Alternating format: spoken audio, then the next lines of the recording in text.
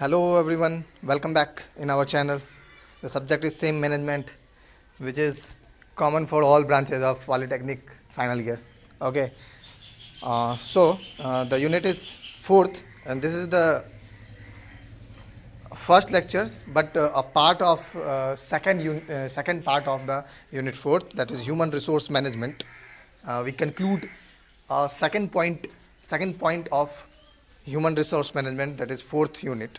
Okay, in this lecture, that is staffing, a much more important topic in human resource management okay first of all in Hindi ये मेरा 15वां video है हमारे management पे। Management ऐसा subject है जो सारे ब्रांच पढ़ रहे होते हैं फाइनल ईयर के, ठीक है ना। फाइनल ईयर के किसी भी ब्रांच वाले पढ़ रहे होते हैं इस मैनेजमेंट सब्जेक्ट को। इसमें हम फोर्थ यूनिट के सेकंड पार्ट को हम लोग क्लियर कर रहे होंगे, जिसका नाम है स्टाफिंग। और स्टाफिंग अगर बात करें तो बहुत महत्वपूर्ण हो जाता है किस पॉइंट ऑफ व्यू से, मैनेजमेंट पॉइंट ऑफ व्यू से, क्योंकि अगर स्टाफिंग ही नहीं होगा तो फिर पूरे ऑर्गेनाइजेशन को, पूरे कंपनी को कौन चला रहा होगा।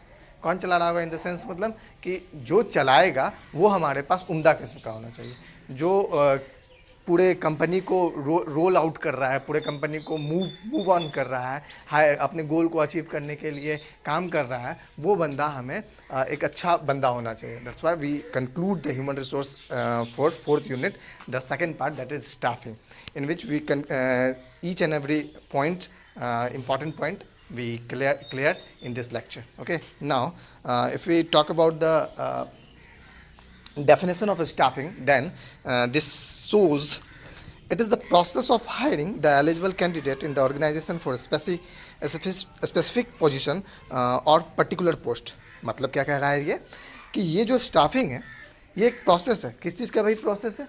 ये हायर करता है, मतलब रिक्रूट करता है। किस चीज़ को? एलिजिबल कैंडिडेट को। किस तरह का एलिजिबल कैंडिडेट भाई? ये ऑर्गेनाइजेशन के स्पेसिफिक पोजीशन, कोई खास पोजीशन के लिए किसी खास बंदे को रिक्रूट हायर करने का प्रोसेस, ठीक है, पर्टिकुलर पोस्ट, किसी भी खास पोस्ट के लिए। दूसरा पॉइंट है staffing is the function of recruiting the employee by judging their skills, knowledge and then offer them particular job roles. मतलब क्या कह रहा है इसका कि स्टाफिंग जो है ये एक फंक्शन है किस चीज़ का? रिक्रूटिंग का। मतलब क्या हो गया कि कोई एक रिक्रूटमेंट निकलता है ना, तो उस चीज़ का क्यों निकलता है? जब उसको ज़रूरत पड़ती है। किस चीज़ की? स्टाफिंग भी।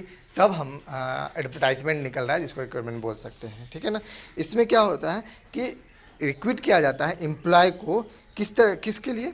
बाय जजिंग दर स्किल। किस चीज़ को जज करने के बाद? स्किल्स के। किसके? बंदे के स्किल्स को जज किया उन्होंने, नॉलेज को जज किया, है ना। और उसके बाद वो ऑफ़र करते हैं पर्टिकुलर जॉब के लिए उस व्यक्ति को, ठीक है ना, जिनको उसको लेना है, जो छन के आए हैं, छन के अंदर स्क्रीनिंग करेंगे, राइट। तो ये सब प्रोसेस है जो रिक्रूटमेंट में अनिवार्य होता है किसी भी कंपनी, किसी भी ऑर्गेनाइजेशन के, राइट। तो कुल मिला के बात है कि इस वाले चैप्टर में हम आराम से पढ़ रहे हैं। हम हिंदी में ज़्यादा बताने की कोशिश कर रहे हैं क्योंकि कुछ लोगों का ये क्वेरी था, आप बोल सकते हो, शिकायत भी बोल सकते हो। शिकायत थी कि थोड़ा ज़्यादा हिंदी का प्रयोग किया जाए जिससे समझने में आता है। ये सही भी बात है कि हिंदी में ज़्यादा समझ में आता है, बट हम इंग्लिश को भूल नहीं सकते हैं क्योंकि हमें लिखना इंग्लिश में, और इंग्लिश में लिखेंगे तभी तो, इंग्लिश अगर ज़्यादा सुनेंगे तो इंग्लिश हम लिख पाएंगे, राइट। हाँ, समझना हिंदी में ही है, तो इसलिए हम हिंदी और इंग्लिश दोनों को कंबाइन करके हम आपको बताने की कोशिश कर रहे हैं, राइट। तो ये स्टाफिंग का दो पॉइंट हुआ, दो पार्ट हुआ डेफिनेशन का कि एक्चुअली में स्टाफिंग होता क्या है। स्टाफिंग हम रिक्रूट करते हैं, हायर करते हैं, उसके स्किल्स को देख के, उसके नॉलेज को देख के, ठीक है ना, फिर हम उसको जॉब ऑफर करते हैं, ठीक है। आगे बढ़ते हैं।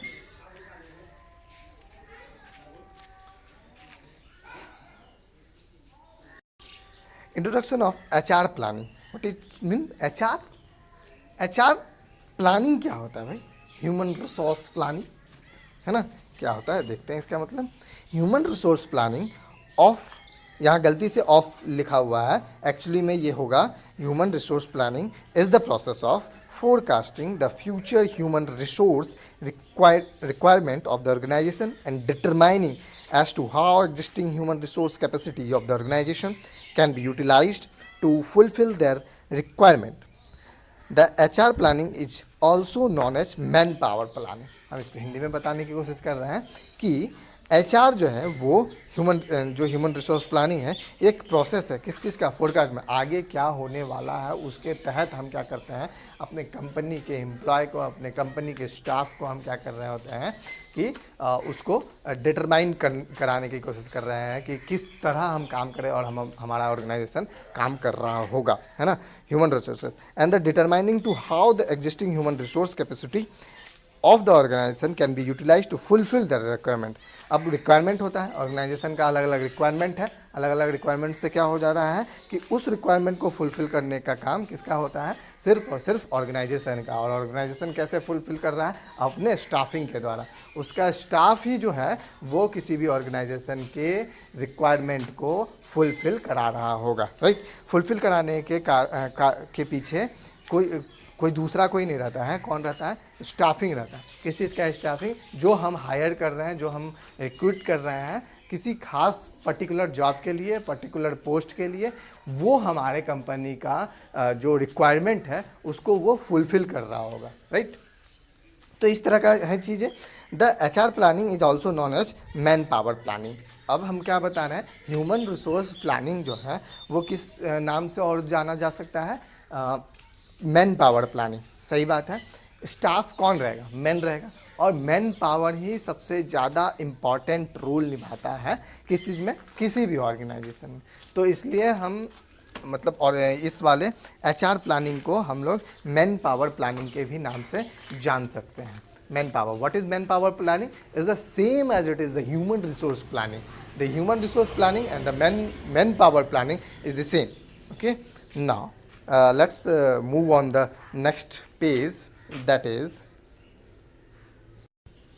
तो ये तो है हमारा इंट्रोडक्शन कि ह्यूमन रिसोर्स प्लानिंग एक्चुअली में क्या कराने की कोशिश कर रहा होता है हमारे ऑर्गेनाइजेशन के लिए, हमारे कंपनी के लिए, राइट. और भी एक आध दो पॉइंट है उसे भी हम जिक्र कर रहे होंगे कि किस तरह हम प्लान को हम इंट्रोड्यूस कर रहे होंगे.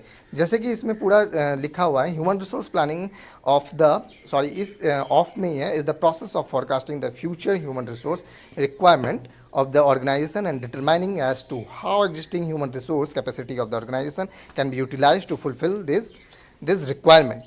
तो ये जो लास्ट वाला लाइन है, रिक्वायरमेंट, फुलफिल द रिक्वायरमेंट, ये सबसे इंपॉर्टेंट होता है. जितना ज़्यादा आप स्टाफ जो होता है वो जितना ज़्यादा रिक्वायरमेंट को फुलफिल स्पीड में करेंगे और मतलब एक 100% श्योरिटी के साथ करेंगे, 100% क्लियरेंस के साथ करेंगे, तो वो क्या हो जाता है, कंपनी के लिए बेनिफिशियल हो जाता है. ठीक है ना.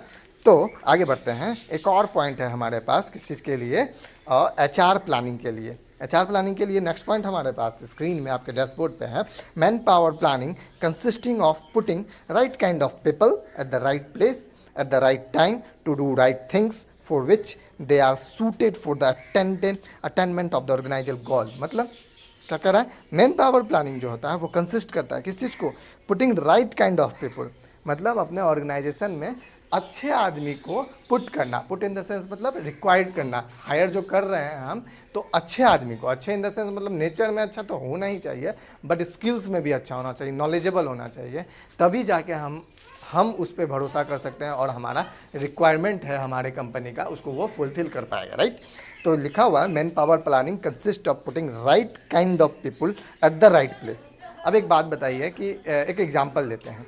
मान लो हम लोग में से कोई एक बंदा किसी क्या मान लो अगर सिविल इंजीनियर है तो वो स्ट्रक्चर बनाने में, स्ट्रक्चर को डिज़ाइन करने में बहुत मतलब अच्छा है, बहुत अच्छा है स्ट्रक्चर को डिज़ाइन करने में. अगर उसको दे दिया सिर्फ और सिर्फ कास्टिंग करने में या किसी और दूसरे साइट विजिट करने में, साइट विजिट फील्ड ऑफिसर का काम कर दिया, तो वो तो कर पाएगा, ठीक है कर पाएगा, इंजीनियर से कर पाएंगे क्योंकि सब कुछ का नॉलेज होता है, तभी तो वो इंजीनियर से सिविल इंजीनियर. तो लेकिन अगर उसके नॉलेज को हम लेके अगर हम उसको सिर्फ और सिर्फ स्ट्रक्चर डिज़ाइन पे हायर करें, स्ट्रक्चर डिज़ाइन को लेके हायर करें, तो वो उस पायदान पर, उस पोस्ट पर ज़्यादा इफेक्टिव साबित होगा. ज़्यादा एफिशिएंसी से वो काम कर पा रहा होगा अपने काम को, राइट। तो ये इसीलिए यहाँ पर लिखा हुआ है man power planning consist of putting right kind of people at the right place. जो इंसान या जो बंदा को हम हायर कर रहे हैं और जिस चीज़ के लिए वो जाना जाता है या जिस चीज़ का स्किल उसके पास ज़्यादा अच्छे तरीके से है, उसी चीज़ में उसी काम में हम उसको हायर करें, उसी पोस्ट के लिए हम उसको एलिजिबल रखें, उसी पोस्ट के लिए हम उसको रिक्रूट करें, हायर करें, ठीक है ना, और वही उसको पोस्ट दें, ठीक है ना, कि वो उस काम में अच्छा है और वो काम को अच्छा निभाएगा, राइट। आगे बढ़ते हैं।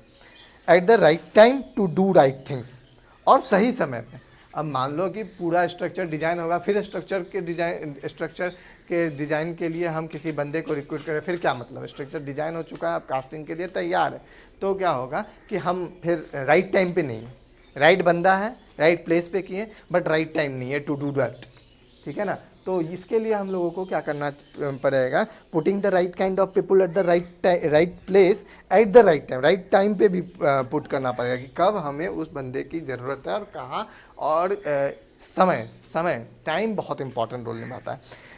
टू डू राइट थिंग्स, जो अच्छे काम के लिए हमको अच्छे आदमी को अच्छे जगह पे और अच्छे समय पे हम काम करवाते हैं, तभी वो अच्छा काम उमड़ के आता है, ठीक है। For which they are suited for the attainment of organiser code.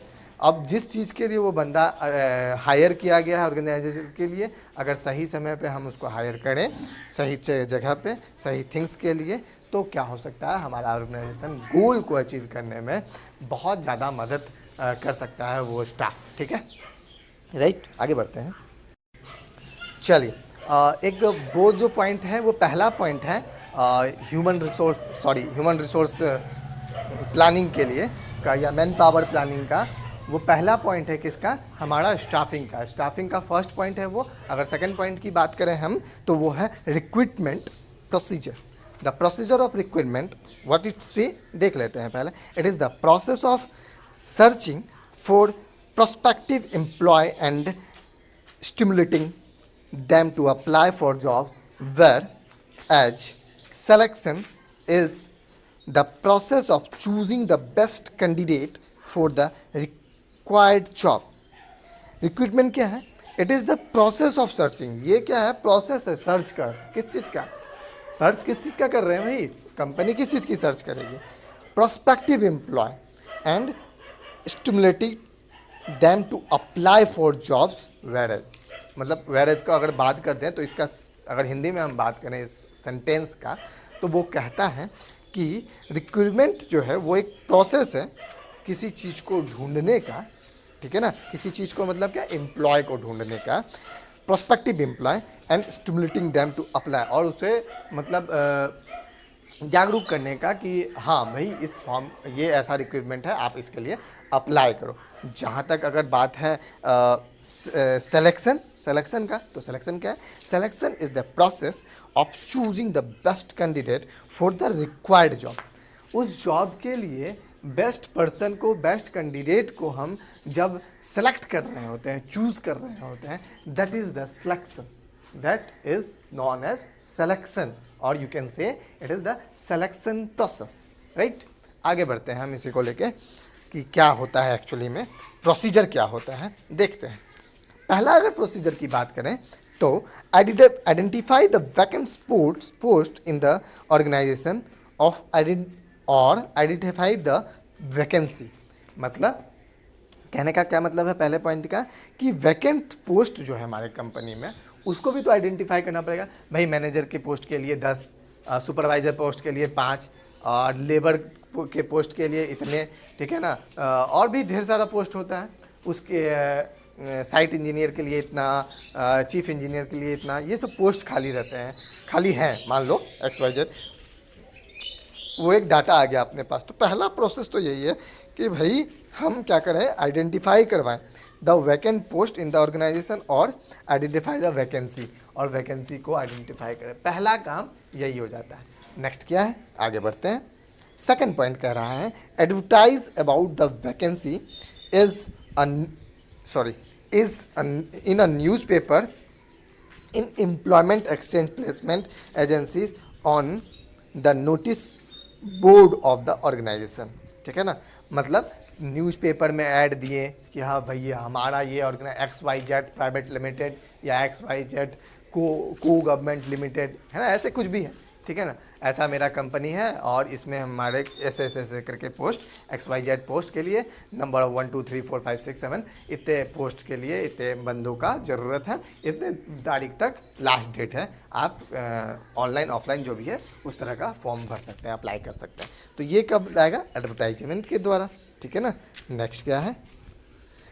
Managing the response of the interested candidate. अब इंटरेस्टेड कैंडिडेट या तो आप ऑफलाइन होगा तो आपके कंपनी पे आएगा और वो अपना सारा जो प्रोसीजर होता है फॉर्म वगैरह का या जेरॉक्स कॉपी वगैरह का वो सब आपको देगा, आपके कंपनी में देगा, राइट, ठीक है। और फिर क्या होगा? या तो ऑनलाइन अगर करे तो उसका भी तो आपके पास डाटा रहना चाहिए कि हाँ भैया 150 लोगों ने भरा, 200 लोगों ने भरा, ठीक है ना। ये पोस्ट उनके पास क्वालिफिकेशन, ये सब डाटा कौन करेगा? मैनेज करना पड़ेगा ना कंपनी को ही, ठीक है ना। आगे बढ़ते हैं। नेक्स्ट क्या है? चौथा क्या पॉइंट है? To conduct preliminary interview. Preliminary interview मतलब थोड़ा देर का है, छोटा सा इंटरव्यू, बस स्क्रीनिंग टाइप का कि हाँ भैया हाँ ये बंदा मतलब हाँ है जो अप्लाई किया हुआ है, ठीक है ना। फिर क्या करते हैं? To conduct written test. फिर क्या करते हैं? टेस्ट लेते हैं, रिटन टेस्ट टाइप का। अलग अलग कंपनी का अलग अलग प्रोसीजर होता है, ये एक कॉमन प्रोसीजर है जो कोई भी अपना रहा होता है, उसी को हम जिक्र कर रहे हैं, राइट। कोई क्या कहता है कि अब फॉर्म किया तो डायरेक्ट इंटरव्यू, कोई टेलीफोनिक इंटरव्यू है, फिजिकली इंटरव्यू मतलब आमने सामने इंटरव्यू करके, कोई होता है कि एक छोटा सा एग्जाम लिया ऑब्जेक्टिव टाइप, फिर उसमें से स्क्रीन करके फिर इंटरव्यू ले लिया, ठीक है ना। कोई छोटा सा बस एग्ज़ाम लिया और ले लिया, तो अलग अलग करके हैं। तो हम बस बता रहे हैं एक फॉर्मेट, ठीक है ना। पांचवा है to conduct a written test. एक रिटन टेस्ट लिया, फिर उसके बाद क्या है? To conduct a final interview लिया। उसके बाद to conduct a medical examination, फिर मेडिकल हुआ जो बंदा छट के आया हुआ है। फिर क्या है? अपॉइंटमेंट और after medical examination selected candidates are offer their particular position in the organization. फिर जो कैंडिडेट सेलेक्ट होके आए हैं, फाइनल सेलेक्ट होके आए हैं, उनको क्या होता है? जॉब ऑफर किया जाता है कि हाँ भाई आप इस पोस्ट के लिए आप फाइनलाइज हुए हैं, ठीक है ना। ये सैलरी है, ये ऐसा कुछ भी जो भी है, जो भी प्रोसीजर है वो कर रहा होता है, right. This is the whole process of HR introduction recruitment process या प्रोसीजर। ये सारा प्रोसीजर रिक्रूटमेंट प्रोसीजर है, ठीक है। तो ये था कुछ ये सेकंड टॉपिक था हमारा ह्यूमन रिसोर्स मैनेजमेंट का, जिसमें हम लोगों ने स्टाफिंग के बारे में पढ़ा। इसके बाद वाले में हम लोग क्या करेंगे कि जो सामने जाके होगा या अगला नेक्स्ट टॉपिक होगा उसे हम लोग जिक्र कर रहे होंगे with the help of 60th video on in the management class, okay, ठीक है। This is the fourth unit और दैट ह्यूमन रिसोर्स मैनेजमेंट। सो एक और नोटिस जो हर बार हम देते हैं कि आप लोग अटेंड कर रहे हैं, thank you for attending my class in YouTube, but please ensure your attendance in comment box because attendance is much more important for you, okay. Thank you for watching.